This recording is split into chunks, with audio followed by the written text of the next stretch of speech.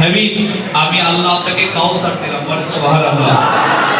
আখিরাতে রাসূলকে আল্লাহ কাউসার দেবেন।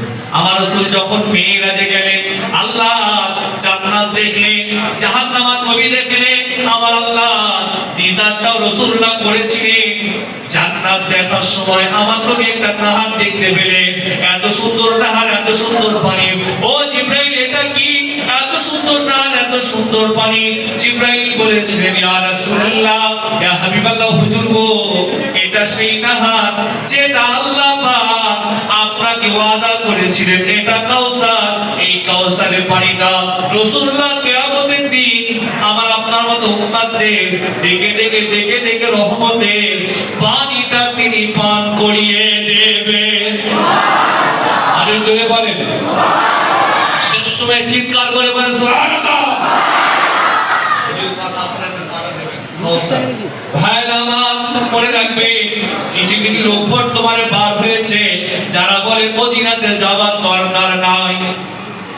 এখন কিছু লোক মদিনা বিরোধী তৈরি হয়েছে। মদিনা শরীফে কি কেন যাবে মদিনাতে? মদিনাতে কি আছে?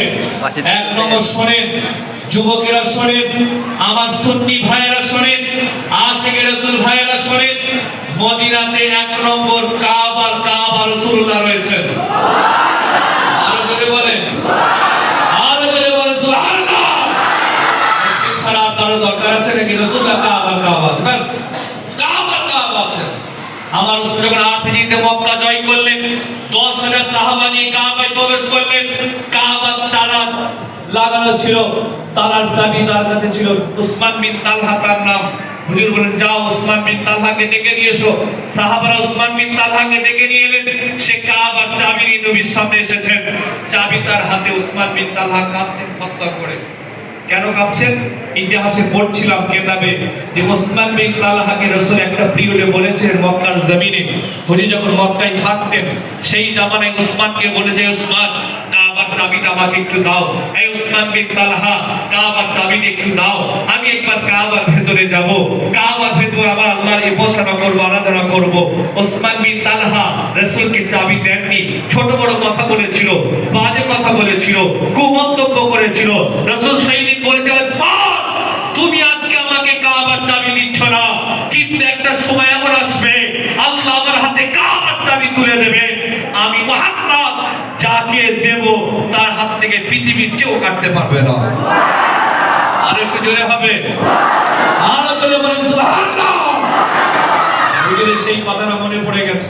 রাসূল বলেছিলেন উসমান বিন তালহা বলল, ইয়া রাসূলুল্লাহ, এতদিন মদিনায় শরীফ থেকে বাইতুল মুকাদ্দাসের দিকে আযান দিয়েছিলাম, পরে কাবার দিকে মুখ করে আযান করেছি, আজকে তো কাবার ভেতরে আছি, কোন দিকে থেকে আপনি দেবো আযান দেবো? রাসূল বলেন, বেলাল কোন দিকে তাকাতে হবে না, কাবার কাবা তোমার রাসূলুল্লাহ দিকে তাকিয়ে আযান দাও। হবে না? আমাদের তকবীরে হবে না? নারায়ে তাকবীর,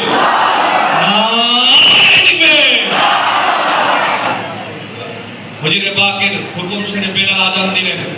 আল্লাহ রাসূল আযানের পরে হুজুরের ইমামতিতে নামাজ হলো, শুনছেন তো নাকি? নামাজ হলো, নামাজের পরে আল্লাহ রাসূল দাঁড়িয়ে গেলেন, বক্তব্য দিচ্ছেন। হুজুর এখন অনেক বক্তব্য রেখেছিলেন, তার মধ্যে হুজুর এই কাবার চাবিটা হাতে করে নিয়ে ধরাচ্ছেন। হুজুর সেই সময়ে নামাজের শেষে বক্তব্য দিলেন, বক্তব্যের মাঝখানে কাবার চাবি হাতে করে নিয়ে বললেন, ও মক্কা মুহাজির মদিনা আনসাররা, এই দেখো আল্লাহ আমাকে কাবার কাবা বানিয়েছেন।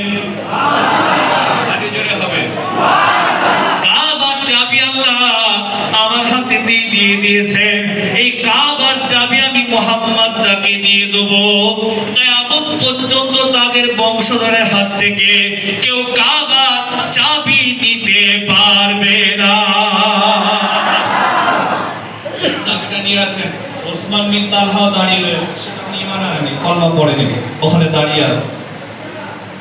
আবু বকর সিদ্দিক ভাবছে, যদি কাবার চাবি আমার হতো ইয়া রাসূলুল্লাহ, যদি কাবার চাবি আপনি আমাকে দিয়ে দেন, আমার নসিব বড় হয়ে যাবে, আমার কপাল বড় হয়ে যাবে, আমার তকদীর বড় হয়ে যাবে, আমার খানদান বা খানদান সবাই কাবার চাবি মালিক হয়ে যাবে।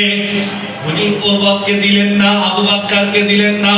ওমর দাঁড়িয়ে, ইয়া রাসূলুল্লাহ, যদি আমি কাবার চাবি আমার হাতে দিয়ে দেন, আমার নসিব বড় হয়ে যাবে, তকদীর বড় হয়ে যাবে, আমার জেনারেশন কাবার চাবি মালিক হয়ে যাবে।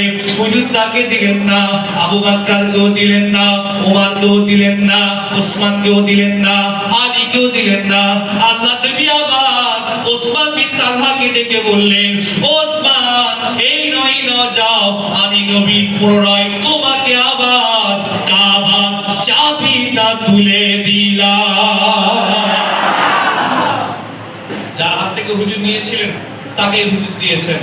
ও তো অবাক হয়ে গেছে, হ্যাঁ হয়ে গেছে, সঙ্গে সঙ্গে হুজুরের হাতটা ধরেছেন, ইয়া রাসূলুল্লাহ, ইয়া হাবিবাল্লাহ, হুজুর গো, মক্কার প্রিয় জামাত মনে আছে, আপনি একদিন আমাকে বলেছিলেন, এ ওসমান বিন তালহা, তুমি আমাকে কাবার চাবিটা দাও। সেদিন আপনাকে দিলাম না, আপনাকে ছোট বড় কথা বলেছিলাম, আপনাকে তুই-তুকারি করেছিলাম, আপনার সাথে খারাপ ব্যবহার করেছিলাম।